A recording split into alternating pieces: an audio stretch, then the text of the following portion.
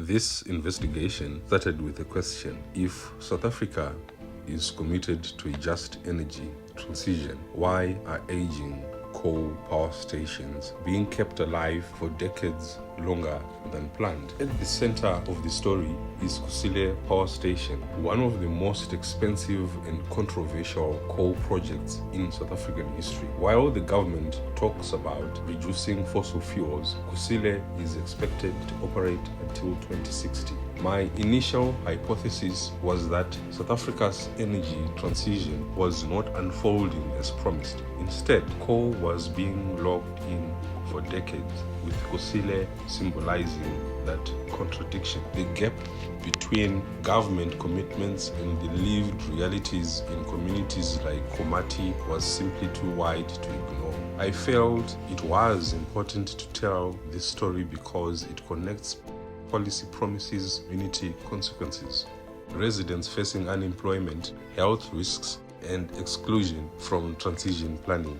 I combined field reporting in Mpumalanga with policy planning analysis of government energy transition plans and cross-checked official timelines against community testimony. I conducted interviews with residents, local activists, and health workers, while also reviewing climate finance debates and energy transition documents. This mix of on-the-ground voices and documentary evidence allowed me to test their hypothesis against both lived experience and institutional claims. The investigation exposes how global climate finance debates intersect with local struggles.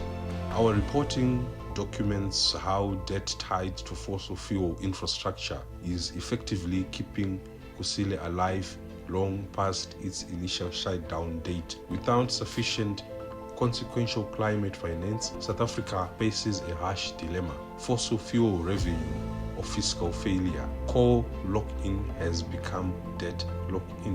What we found was a growing contradiction between climate promises and reality. But the biggest discovery was the human impact.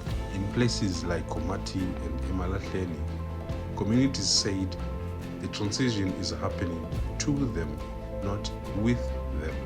Jobs have disappeared, pollution remains, and many residents say they were never properly consulted, if at all. The investigation also revealed how delayed coal closures could put South Africa's climate commitments at risk, while communities continue paying the price through health and economic impacts.